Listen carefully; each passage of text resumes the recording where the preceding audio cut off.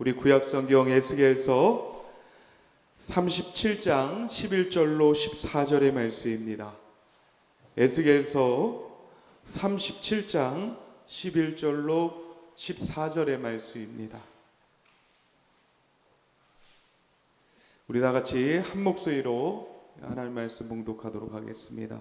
에스겔서 37장 11절로 14절의 말씀입니다. 우리 한 목소리로 합독하도록 하겠습니다. 시작. 또 그가 내게 이르시되 인자야, 이 뼈들은 이스라엘 온 족속이라. 그들이 이르기를 우리의 뼈들이 말랐고 우리의 소망이 없어졌으니 우리는 다 멸절되었도다 하느니라.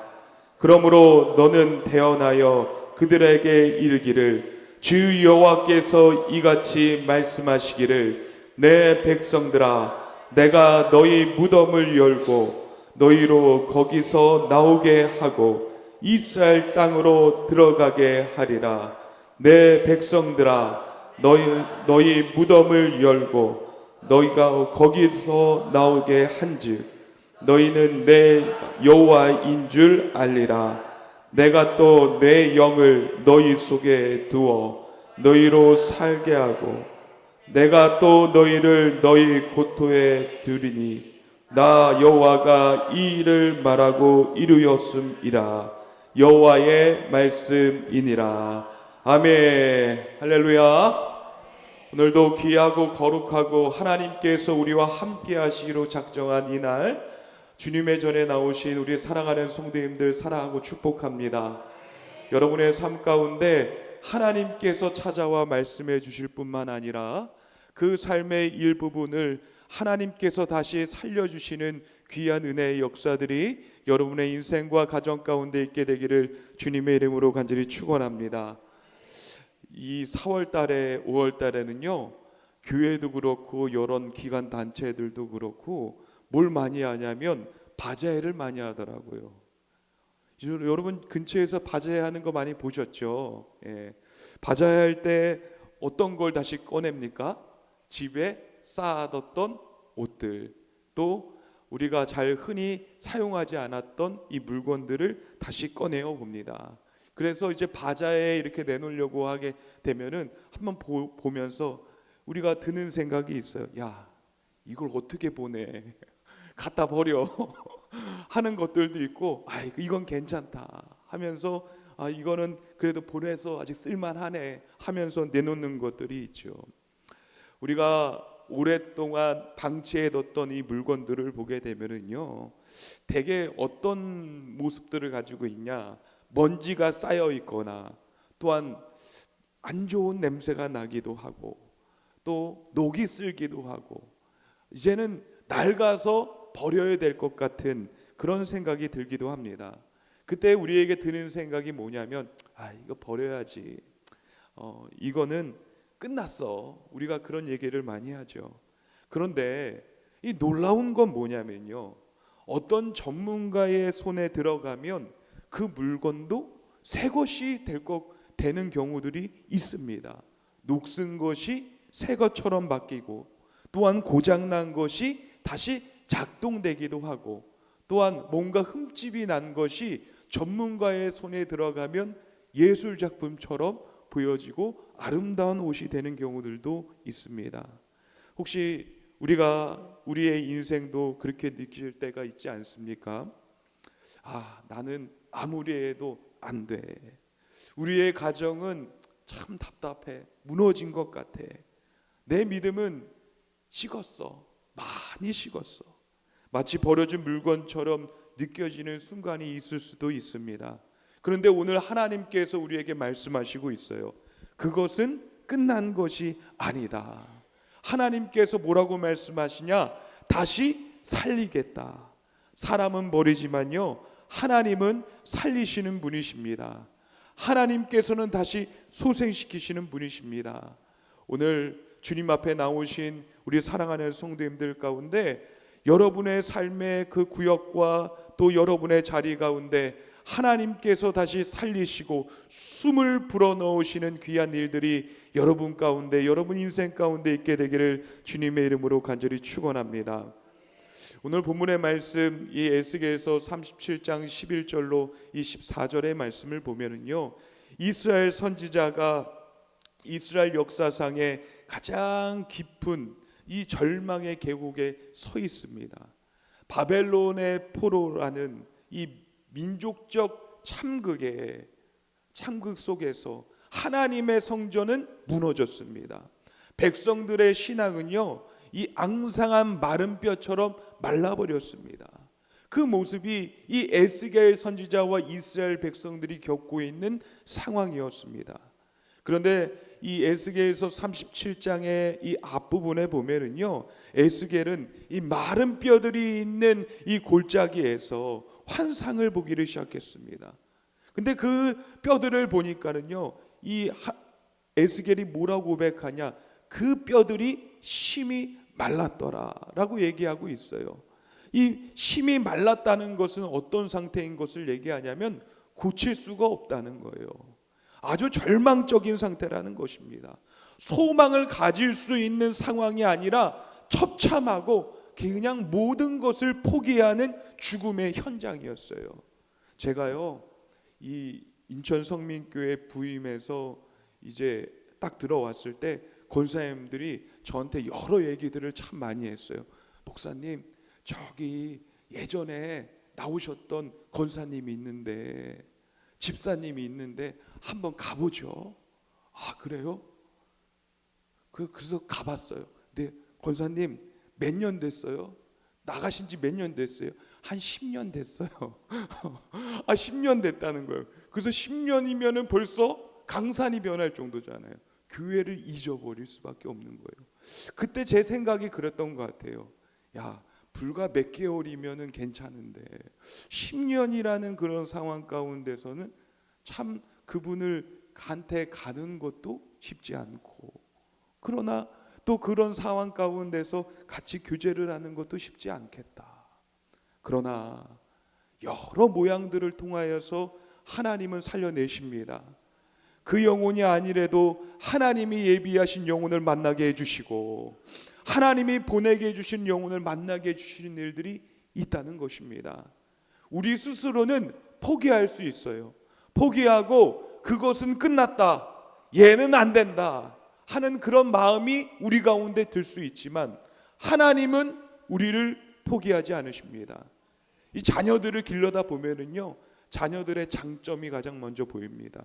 그래서 이 친구는 이걸 잘하고 저 친구는 저걸 잘하고 얘는 안 되고 그런 자녀들이 보이기도 해요. 우리 스스로 커가면서 보면서, 야, 너는 아무것도 안 될 것 같으니 기술을 배워라. 우리 지레짐작으로 기술을 가르치려고 하는 자녀들도 있어요. 근데요, 참 희한한 건 무엇이냐면요, 기술 버리고 부모도 포기한 그 자녀가요, 오히려 하나님 앞에 더 귀하게 사용되어지기도 하는 것입니다. 그 한 청년이요, 부모도 포기했고 다 포기해서, 야, 너 어떻게 살래? 어떻게 살래? 근데 그 친구가 사업을 하기를 시작한 거예요. 네? 사업을 해가지고 하는데, 이 사업을 하는데 엄청 잘한 거예요. 아주 그냥 1호점, 2호점, 3호점, 4호점. 부모도 포기했고 다 포기한 가운데 있었는데, 하나님은 그를 포기하지 않으시고 하나님은 그를 버리시지 않으셔서 더 귀하게 사용되어졌다는 것을 여러분, 제가 봤습니다. 사랑하는 성도 여러분, 스스로 포기하지 마십시오. 스스로 결론 짓지 마십시오. 하나님은요, 우리를 포기하지 않으시고 결국에는 살려서 일하게 하시며, 하나님의 귀한 일들 가운데 귀한 일들을 그 사람을 통하여 일하시는 귀한 일들이 우리 가운데 분명히 있을 것입니다. 오늘 우리가 살아가는 시대도요, 이 사망의 골짜기, 뼈들이 많은 골짜기와 크게 다르지 않습니다. 교회에 보면은 많은 교회들이 있지만은 침묵 속에 앉아 있는 교회도 있고요, 또 많은 가정들이 보이지 않는 곳에서 무너지는 신음을 내는 그런 가정들도 참 많습니다. 또한 교회 안에서는 이 마른 뼈들이, 믿음의 뼈들이 말라가고 있는 소리가 들리기도 합니다. 그런 이 현장 가운데, 절망의 현장 가운데 찾아오시는 하나님께서 우리에게 말씀하십니다. 그때 어떻게 말씀하시냐면 성령의 바람이 불어올 것이며 거룩한 바람이 너희에게 임할 것이며 다시 부흥의 바람이 일어날 것이라고 우리에게 말씀하시고 있습니다. 우리 함께 우리 성경을 보도록 하겠습니다. 에스겔서 37장 11절 후반부의 말씀, 우리 11절 읽도록 하겠습니다. 시작. 또 내게 이르시되 인자야 이 뼈들은 이스라엘 온 족속이라. 이르기를 우리의 뼈들이 말랐고 우리의 소망이 없어졌으니 우리는 다 멸절되었도다 함이니라. 아멘. 11절에서 얘기해서 말씀하는 것이 무엇이냐면 이 세 가지의 절망의 이 언어들이 연속적으로 등장하고 있습니다. 첫 번째 보면은요, 우리의 뼈들이 말랐다라는 것은 어떤 말씀이냐면 이 생명이 고갈되어졌다. 뼈는요 인체에서 가장 단단한 부분입니다. 근데 견고한 부분입니다. 근데 그 뼈들이 말랐다는 것은 무엇이냐면 그 내면의 가장 깊숙한 곳까지 이 생명이 떠났다는 것을 얘기를 하고 있는 것이에요. 이거는 아무리 해도 안 돼. 아무리 해도 아무 일이 나타나지 않아. 둘째로 보면은 우리의 소망이 없어졌다. 여러분, 이 시대를 살아가면서 많은 사람들이요 미래에 대한 소망을 상실하면서 살아가는 사람들이 참 많습니다. 나는 결혼해서 또 꿈을 가지고 있는 사람들 잘 보질 못했어요. 이 앞으로의 삶에는요, 이 어린아이부터 청년에 이르기까지 점점 미래에 대한 이 소망이 점점 어려워지고 없어지는 그런 시대일 것입니다. 근데 하나님께서 뭐라고 얘기하시느냐? 이 소망이 없어졌다고 하는 그 가운데서도 다시 하나님께서 없어졌으니 생기게 해주신다고 말씀하고 있는 것이에요. 이 줄이 끊어진 상태이지만 그러지만 하나님께서는 다시 바꾸시는 분이십니다. 셋째로 보면 다 멸절되었다. 멸절되었다는 것은 무엇이냐면요, 이 존재 자체를 부정하는 것입니다. 나 그냥 죽을래. 아니 난 죽었어. 나는 끝이야. 단정 짓는 것입니다. 근데 놀라운 것은요, 하나님께서 이 절망의 고백을 듣고 계셨다는 것입니다. 하나님은 외면하시는 분이 아니십니다. 그리고 그 절망의 고백 가운데서도 하나님께서는 그 가운데 찾아오셔서 에스겔을 통하여 하나님의 말씀을 선포하십니다. 여러분, 우리가 모든 것이 끝났다고 생각하는 그때에 우리 가운데 성령의 음성과 성령의 바람이 불어와야 되는 것입니다. 그때에 절망의 골짜기에서 하나님의 역사는 시작하는 것입니다. 여러분, 이 요즘에 살아가면서 참 소망이 없고 재미도 없고 행복하지도 않고 다 끝났다고 생각한다면요, 다시 우리의 심령 가운데 성령의 바람이 불어올 시점이라는 것이에요. 자그마한 게 기뻐지고요, 감사해지는 것이고요, 또한 하루를 살아가면서 큰 소망들이 보이기에 시작되는 일이 성령 하나님으로부터 우리 가운데 시작되는 것입니다. 특별히 우리 사랑하는 성도님들 가운데 하나님이 주시는 큰 성령의 바람이 불어옴으로 말미암아서 다시 생동감이 넘칠 수 있는 우리 사랑하는 성도님들이 다 되어질 수 있게 되기를 간절히 축원합니다. 우리 12절 말씀 우리 다 함께 읽도록 하겠습니다. 시작. 그러므로 너는 대언하여 그들에게 이르기를 주 여호와께서 이같이 말씀하시기를 내 백성들아 내가 너희 무덤을 열고 이스라엘 땅으로 들어가게 하리라. 아멘. 이 하나님께서 에스겔을 부르셔서 이 에스겔에게 말씀하시고 또 에스겔을 통하여서 이스라엘 백성들에게 그 말씀을 똑같이 그 백성에게 대언하라고 말씀하실 때에 이 하나님의 말씀의 선포들 가장 먼저 시작되는 것이 무엇이냐면 내 백성들아요. 내 백성들아. 하나님은요 우리를 여전히 내 백성이다, 내 아들이다, 내 딸이다 부르시는 분이 우리 하나님이십니다. 이것이 참으로 귀한 은혜인 것이에요. 하나님과의 관계는요, 나 이제 하나님 안 믿어, 나 교회 안 다닐 거야, 나 믿는 게 아니라 엄마 때문에 오늘 교회 오는 거야, 아빠 때문에 교회 오는 거야. 그 관계가, 하나님과의 관계가 그렇다고 해서 취소되는 게 아니라는 거예요. 누가 놔야지 취소가 되는 겁니까? 하나님. 근데 하나님은 놓지 않으시는 분이라는 거예요. 내 백성들아, 벌써 죽어 있는 그 상태이고 죽은 지 오래되어져 있고 아무런 생기가 없는 상태인데도 불구하고 하나님께서는 이스라엘 백성들을 향하여서 내 백성이라고 얘기하고 있어요.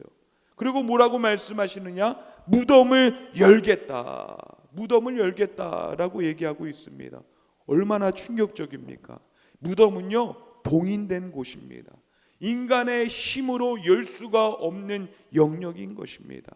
근데 하나님께서는 그것을 열겠다라고 말씀하시고 있어요. 이 무덤이 무엇을 상징적으로 표현하냐면요, 바로 바벨론 포로라는 이 역사적 현실을 얘기하고 있습니다. 노예로 끌려가고 종으로 끌려가고 포로로 끌려가서 얼마나 고된 삶을 살고 있습니까? 인격적인 모욕뿐만 아니라 그 이하의 취급을 당하고 있는 이스라엘 백성들의 현실의 모습을 무덤으로 표현하고 있어요. 또한 죄와 불순종으로 인한 영적인 침체와 속박을 얘기하는 것입니다. 그냥 하나님은 알고 있지만 하나님을 믿지 않는 상태. 세 번째로 이 무덤은요 소망을 잃어버린 내면의 무덤이라는 것이에요. 요즘 시대에 보면은요 참으로 힘들어서 끙끙거리다가 아무한테도 얘기하지 않고 혼자 조용히 나가서 자살하는 사람들이 얼마나 많습니까? 근데요 거기 가운데 기쁨이 넣어지게 되면 바뀌더라고요. 여러분 서인영이라는 가수를 아십니까? 아주 건방지고 끼가 많고 그 다음에 명품 좋아하는 가수잖아요, 맞죠? 근데 요즘에 이 서인영이라는 가수가 큰 이슈가 생겼어요, 맞죠? 매니저에게 욕을 했다가 깊은 절망의 골짜기로 빠져가서 그가 오랫동안 이 연예계에 발을 디딜 수 없게 되었습니다. 그럴 뿐만 아니라 소리 소문 없이 갑자기 결혼했다가 이혼도 하게 됐어요. 근데 그러는 와중에 이 서인영 씨가 뭐라고 얘기하냐면 자기가 자살 시도를 2번이나 했대요.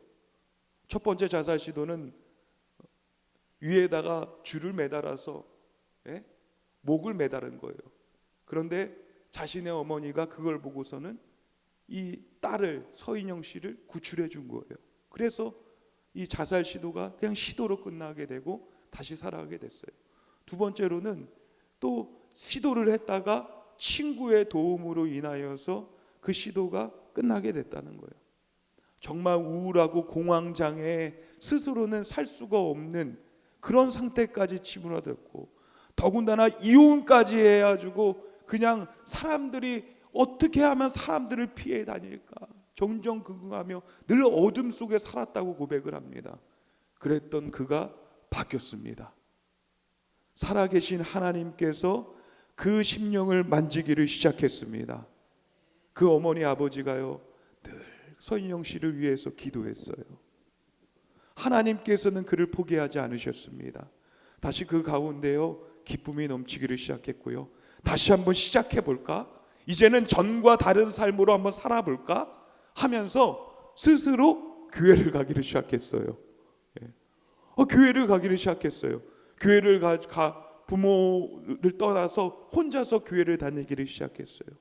하나님께서 그를 만지시는데요, 그가 어떤 용기를 가졌냐면 사람들 앞에 서는 것이 너무나도 부끄럽고 두려운데 성가대를 신청한 거예요. 나 그래도 하나님이 주신 것 달란트 노래하는 거잖아. 노래하는 거잖아. 그러면서 이 노래하려고 하나님 찬양하려고 성가대를 쓴 거예요. 근데요, 가요랑 찬양은 틀리더라고요. 예? 이 서인영 씨가 거기에서 자신의 민낯을 보이는데 참 이 불편하고 민망하고 그랬을 거예요. 악보를 못 보더라고요. 악보를 못 봐요. 영어를 읽지 못하더라고요. 영화 가사가 찬양 복음성가에 나오면 한글로 적어서 그냥 따라 읽는 거예요. 연습해서 반복해서. 근데 그런 민낯을 다 보여줘요. 나 그래도 하나님 찬양하잖아. 하나님이 그래도 기뻐하시겠지? 하는 긍정의 마음과 믿음으로 그 일들을 해 나아가더라고요. 그리고 그 서인영 씨가 이 부활절날 세례를 받았습니다. 여러분, 우리가 절망적이고 모든 것을 포기하는 그 순간 가운데서도 결코 하나님은 우리를 포기하지 않으시고 붙잡아 주시고 다시 일으켜 살리시는 분이심을 여러분들 꼭 기억하시기를 간절히 소망합니다. 13절 말씀에 내가 여호와인 줄을 알리라. 하나님이 우리를 살리시면요, 우리는 분명히 기억해야 될 것이 무엇이냐면 이분이 바로 나의 하나님이시구나. 나의 하나님이시구나. 너의 하나님이 아니라 나의 하나님이 꼭 되심을 여러분들 믿음으로 고백할 수 있게 되기를 간절히 원합니다. 그래서요, 성령의 바람이 불면요, 그 가운데서 역사하셨어요. 우리의 심령이 거룩해지게 되는 것이에요. 이 서인영 씨가 이제는 욕도 안 해요. 명품도 다 버렸대요. 다 팔았대요. 집에 갖고 있는 백이요, 수십 개 수백 개였는데 지금은 딸랑 2개래요. 왜 남겨놨냐는 거예요. 이거는 왜 남겨놨어? 이거는 필요하면, 나중에 급전이 필요하면 팔려고 남겨놓은 거래요. 이제는 거기에 가치가 없다는 거예요. 불과 10몇 년 전만 하더라도 이 구두를 보면서 내 새끼들 너무 이쁘다 하면서 가꿨던 그런 사람이요, 자신의 가치가 완전히 바뀌게 되었어요. 내면으로 내 내면이 더 이쁘고 아름답게 되어지기 위해서 성령의 바람이 부니까는 거룩이, 하나님의 거룩이 그 가운데 임하게 되어져서 하나님의 귀하게 여기시는 그 삶으로 완전히 바뀌게 되었다는 것입니다. 성령의 거룩한 바람이 불면요, 우리가 정결하게 되어질 뿐만 아니라 하나님 앞에 바로 서는 하나님의 귀한 사람들이 되는 것입니다. 특별히 여러분 가운데 하나님의 거룩의 바람이 부심으로 말미암아서 하나님 앞에 온전히 설 수 있는 그 모습을 회복할 수 있게 되기를 주님의 이름으로 간절히 축원합니다. 또한 14절 말씀 우리 다 함께 읽도록 하겠습니다. 시작. 내가 또 내 영을 너희 속에 두어 내가 또 너희를 너희 고토에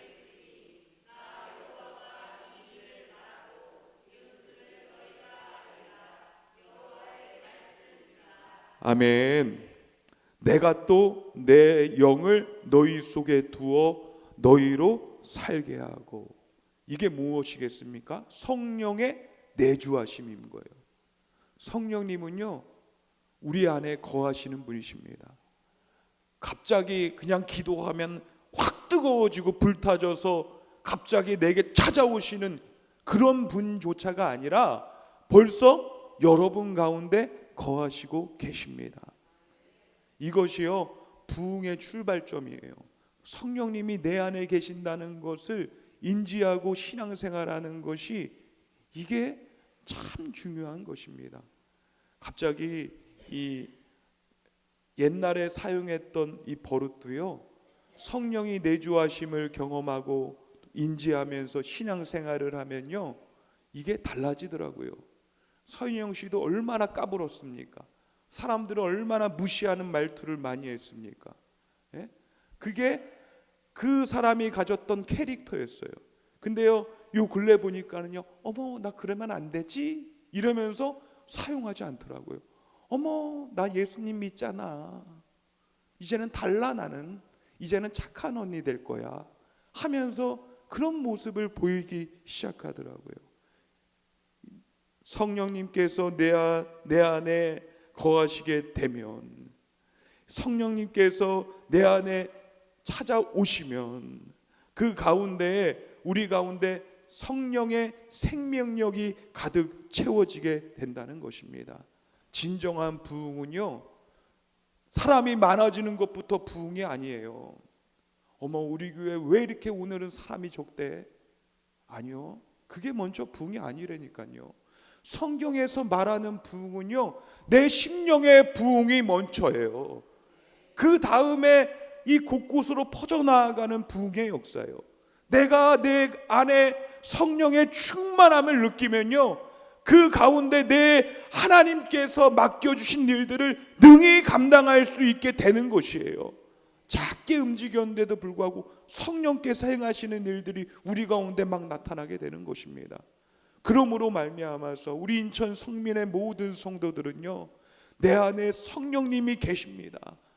우리 인정하며 나아가기를 간절히 원합니다. 우리 따라하도록 하겠습니다. 내 안에 성령님이 계십니다. 아멘. 내 안에 성령님이 계셔요. 그러면 그 성령님께서 어떤 일을 하시느냐? 두 번째로 너희로 살게 하고, 이 살게 한다는 것은 무엇이냐면 이 숨을 쉰다.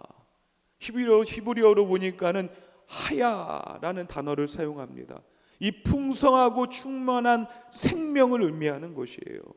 이 단순히 숨을 쉰다고 해서 사는 게 아니죠. 예? 그러니까 숨을 쉬는 것 가운데 하나님께서 그 이상의 것들을 우리에게 불어넣으셔서 살게 해주신다는 것을 의미하는 것입니다. 옛날에 어른들이, 아버지가, 어머니가 그런 얘기를 했어요. 야, 너희 좋은 줄 알아. 우리 옛날에 어렸을 때는 옥수수 가루도 없어서 못 먹고 배고파가지고 물 먹었던 적이 정말로 많았는데 너희는 막 그래도 쌀밥 먹잖아. 행복한 줄 아나. 제가 저희 아들한테 얘기합니다. 야, 아빠는 반찬 한 개 가지고 밥 먹었는데 너네들은 이렇게 반찬 많이 이렇게 먹으면서 행복한 줄 알아. 똑같이 그 얘기를 하고 있어요. 근데 하나님은 어떤 분이냐? 과거에는 우리가 절망스럽고 힘들었던 그런 삶을요, 하나님이 우리의 인생 가운데 함께 하시면요, 바꾸는 거예요. 그 절망의 순간, 힘들었던 고난의 순간들이 언제인지 모르게 하나님께서 바꾸시는 일들이 우리 가운데 생긴다는 것입니다. 그것이 하나님의 소생입니다. 여러분, 지금 잘 먹고 잘 살고 계시죠? 근데요, 거기서 멈추지 마시기 바랍니다. 더 나아가서 우리의 영혼도, 우리의 심령도, 우리 앞으로의 일들도 하나님의 소생의 바람이 여러분의 인생 가운데 들어올 수 있게 되기를 간절히 축원합니다. 세 번째로, 너희의 고국을 받았던 그 땅을 너희에게 다시 돌려주겠다고 하나님께서 말씀하시고 있습니다. 이것은 무엇이냐면 바로 재건을 의미하는 것입니다. 이 고국의 땅은요, 우리가 원래 있어야 할 자리라는 거예요. 여러분, 예수 그리스도께서 어디에서 이 땅 가운데 내려오셨습니까? 하늘 보좌 우편에서 우리를 위하여 친히 내려오셨습니다. 그리고 우리를 구원하시고 십자가를 지심으로 말미암아서 또 다시 어디로 가셨습니까? 하늘 보좌, 하나님 우편에 계셔요. 그쪽으로 가신 것이에요. 그것은 무엇이냐면 원래 있어야 할 자리, 하나님을 믿는 귀한 사람들은요, 원래 하나님의 자녀답게, 아들답게, 딸답게 있어야 될 그 자리로, 하나님께서 예비하신 그 자리로 다시 돌려보내신다는 것을 의미하고 있는 것입니다. 잃어버렸던 가정은 하나님께서 회복시키실 것이고, 무너진 관계들은 하나님께서 다시 그 관계를 꿰매우시고 다시 이어질 것이며, 떠났던 사명은 다시 하나님께서 그에게 힘과 능력을 주셔서 그 사명을 감당할 수 있게 재건해 주신다는 것을 의미하는 것입니다. 그러므로 말미암아 신실하시고 우리를 포기하지 않으시고 언제나 우리 곁에서 우리를 응원하시는 하나님 앞에 우리의 인생을 걸 수 있는 여러분들이 되어줄 수 있게 되기를 간절히 축원합니다. 이 14절의 마지막 이 선언이 무엇이냐면 나 여호와가 이 일을 말하고 이루었음이라. 하나님이 그 일을 하셨다는 거예요. 여러분, 이 영어를 보게 되면요, 시제가 있습니다. 시제가 있습니다. 동일하게 이 히브리어를 보면은요, 시제가 있습니다. 근데요, 나 여호와가 이 일을 말하고 이루었음이라, 이거는 완료형의 시제입니다. 이 말씀이 어떤 의미냐면 이미 이 말씀은 이루어졌다는 것이에요. 아직 이스라엘 백성의 절망 가운데 참 힘들고 무너진 가운데 있어요. 근데 하나님께서 선포하시는 그 순간에 실제로 그 삶 가운데 반드시 나타났다는 것을 하나님께서 말씀하신 것입니다. 하나님의 약속은요, 아마 그렇게 되면 좋은 일이 있을 거야, 이런 가능성만을 얘기하는 것이 아니라는 것입니다. 하나님의 말씀하신 순간 그것이 실제가 되는 것이며 사실이 되는 것이며 내 삶 가운데 나타나게 되는 것입니다. 스가랴서 4장 6절의 말씀을 보면 힘으로도 아니요 능으로도 아니요 오직 나의 영으로 되느니라. 성령 하나님께서 우리와 함께 하심으로 그 일들이 차곡차곡 이루어지며 하나님의 말씀대로 우리의 삶 가운데 나타나는 그 일들이 된다는 것입니다. 사랑하는 성도 여러분, 에스겔의 경험했던 보았던 환상과 하나님께서 말씀하신 그 말씀들, 절망에 시작해서 하나님께서 축복으로 완성을 끝내십니다. 여러분, 우리도 그 길을 가야 되는 것이에요. 맨날 한탄만 하다가, 맨날 주여 주여 죄송합니다만 하다가 끝나는 인생 되지 마십시오. 하나님의 주신 은혜를 셀 수도 없을 만큼 그 은혜를 헤아리며 나는 축복의 사람이야, 나는 하나님이 나를 끝까지 지켜주신 자야, 하나님께서 나에게 다시 생명을, 소망을, 기쁨을 더하여 주셨어, 늘 고백하는 여러분들이 되어질 수 있게 되기를 간절히 원합니다. 이스라엘 백성도 됐는데 우리는 안 되겠습니까? 우리도 당연히 될 줄 믿습니다. 우리 가운데 절대 손을 놓지 않으시는 하나님을 의지하십시오. 포기하지 않으시는 그 하나님을 신뢰하고 믿으며 믿음의 길을 쭉 나아갈 수 있게 되기를 간절히 원합니다. 그럴 때 하나님의 역사가 우리의 삶 가운데 깊숙한 곳에 임하게 되고, 하나님의 역사가 성령의 바람이 불어와 거룩한 바람이 불어와 부흥의 바람이 불어와 하나님의 역사가 완성되어지는 귀한 여러분의 삶이 되어질 수 있게 되기를 주님의 이름으로 간절히 축원합니다.